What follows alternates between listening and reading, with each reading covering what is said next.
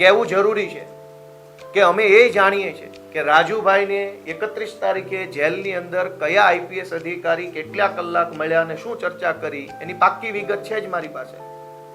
અને રાજુભાઈ ગાંધીનગરમાં ગૃહમંત્રીને કયા રોડ ઉપર કયા બંગલામાં કેટલા વાગ્યે મળ્યા એ પણ વિગત છે. એટલે રાજુભાઈએ કોઈ મહાનતા બતાવવાની જરૂર નથી. મહાનતા તો ગુજરાતના ખેડૂતોની છે કે રાજુભાઈ જેવા માણસને આટલી બધી એને પ્રસિદ્ધિ આપી. અને બદલામાં રાજુભાઈ શું કર્યું? ગાંધીનગરમાં ગૃહમંત્રી સાથે ગુપ્ત બેઠકો કરી પોતાના કેસનો સોદો કરી લીધો. આ સુરેન્દ્રનગરની સજામાંથી બચવાનો સોદો કર્યો અને ગુજરાતના ખેડૂતોનો જે અવાજ છે એનો સોદો ગાંધીનગરમાં કરવાનું કામ કર્યું. આ સોદો બિલકુલ વ્યાજબી નથી. રાજુભાઈનું એવું કહેવાનું છે કે પાર્ટીએ અમે જેલમાં ગયા તો અમારા માટે કોઈ પ્રયત્ન ન કર્યો. હળાહળ જૂઠ બોલવાની પ્રેક્ટિસ ભાજપમાં જોડાતા પહેલા જ રાજુભાઈને આવડી ગઈ એ બહુ સારી બાબત કહેવાય. કેમ કે હવે એમનો રસ્તો ભાજપ તરફ છે. જૂઠું બોલતા શીખવું પડે.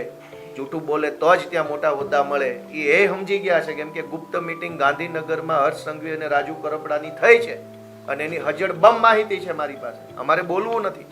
આઈપીએસઓ મળવા આવ્યા છે જેલમાં એ માહિતી છે. ક્યાંથી ક્યાં, કેમ કે આજકાલ કંઈ છાનું રહેતું નથી. આજકાલ બધું જાહેર થઈ જાય છે. સૌથી પહેલા રાજુભાઈ કરપડાના સમર્થનમાં અને રાજુભાઈને જેલમાંથી વહેલી તકે મુક્ત કરવામાં આવે એવી માંગણી સાથે અરવિંદ કેજરીવાલ, ભગવંત માન, એક પૂર્વ મુખ્યમંત્રી, ચાલુ મુખ્યમંત્રી, બે લોકો સુરેન્દ્રનગરની અંદર સાયલાની બાજુમાં એક જગ્યા ઉપર મોટી વિશાળ જનસભા કરી. આખા ગુજરાતને ખબર છે કે રાજુભાઈના સમર્થનમાં સુરેન્દ્રનગરમાં થઈ હતી. જો એ સભા રાજુભાઈના સમર્થનમાં ન હોત તો એ સભા ભાવનગરમાં હોત, તો એ સભા મહેસાણામાં હોત, તો એ સભા કચ્છમાં હોત. રાજુભાઈના આગ્રહથી રાજુભાઈના પરિવારનો સંપર્ક અને સંકલન કરીને એમણે સૂચન આપ્યું ઈ જગ્યા પર, ઈ લોકેશન પર, ઈ તારીખે સભા આયોજન કરી. પાર્ટીએ કરોડો રૂપિયાનો ખર્ચો કર્યો રાજુભાઈના સમર્થનમાં. સભા, સ્ટેજ, શમિયાણું, માઇક, મંડપ, ચા, નાસ્તો, વાહનો. રાજુભાઈ માટે કરોડોનો ખર્ચો કર્યા પછી આજ માત્ર જેલમાં ન જવું પડે એટલા માટે આટલી મોટી પાર્ટીએ જે પ્રયત્ન કર્યો એ પ્રયત્ન ઉપર કીચડ ઉછાળવાનું કામ રાજુભાઈ જેવા માણસને શોભે નહીં. અમે તો માનતા હતા કે આ મરદ માણસ છે, એક નીડર માણસ છે. અમને તો એમ હતું કે આ લડાયક માણસ છે, ખૂબ આગળ જશે.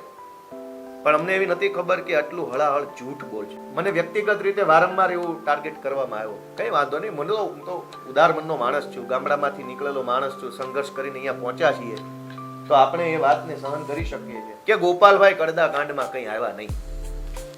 આવું વારંવાર રાજુભાઈ અને એમની સાથે જોડાયેલા કાર્યકર્તા મિત્રો કહી રહ્યા છે. હું અને રાજુભાઈ બોટાદની કડદાકાંડની હળદરની ઘટના બની 12મી ઓક્ટોબરે આ ઘટના બની.